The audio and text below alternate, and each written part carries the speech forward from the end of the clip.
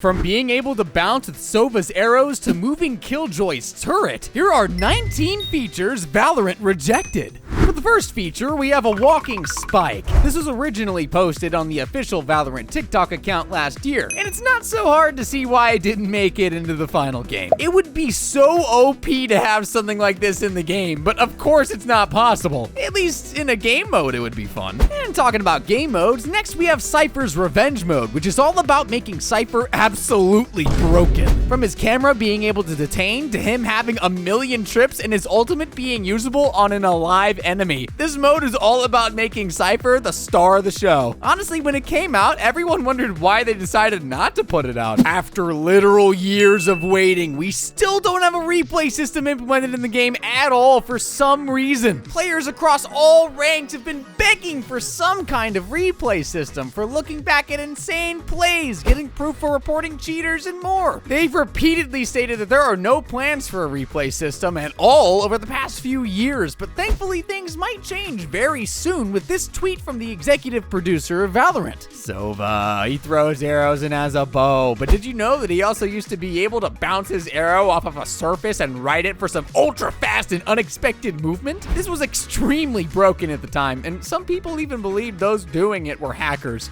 I think he's left side. Bro, this guy's actually running in. What the?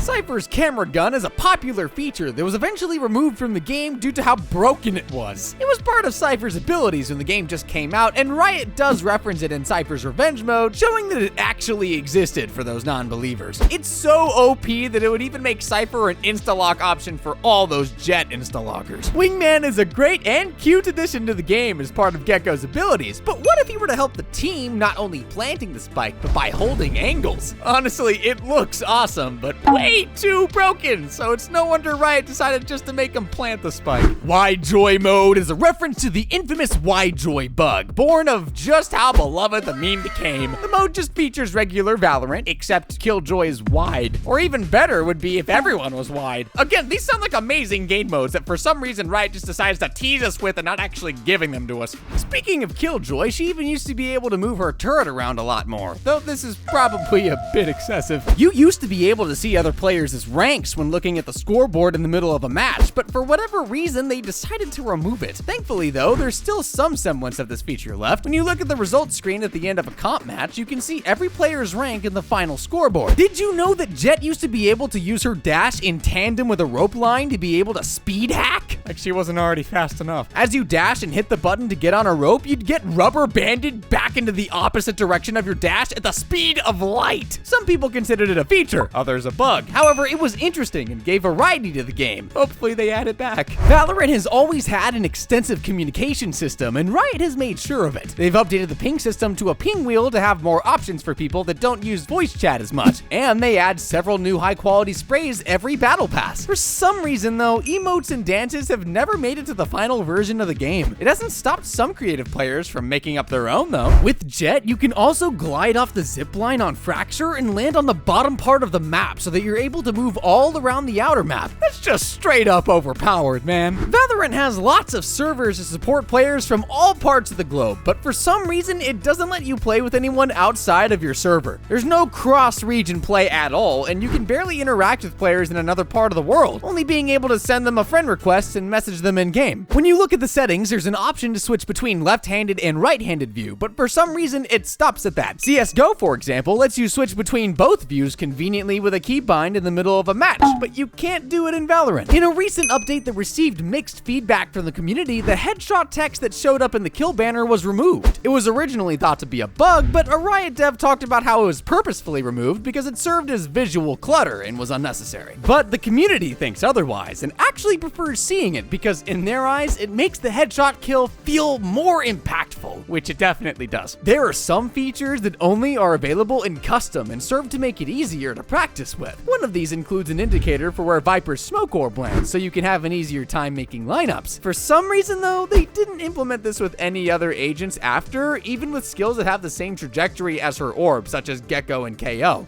You used to be able to look at chat history of a match after it ended, but for some reason you just can't anymore. Chat history is important to help deal with toxicity and or bullying, as it helps you review and get proof. You can't report things accurately if you can't look back to see who said something out of line. Some agents used to be in the range as a neat little touch. Some examples including Cypher leaning on a wall, Fade looking over a blackboard, and Brimstone sitting in his office. For whatever reason though, they removed them soon after. For whatever reason, Valorant doesn't allow you to select what map to play in unrated, compared to its counterpart CSGO, where you can select which map to play, allowing you to actually enjoy what you like instead of having to play on maps you might not.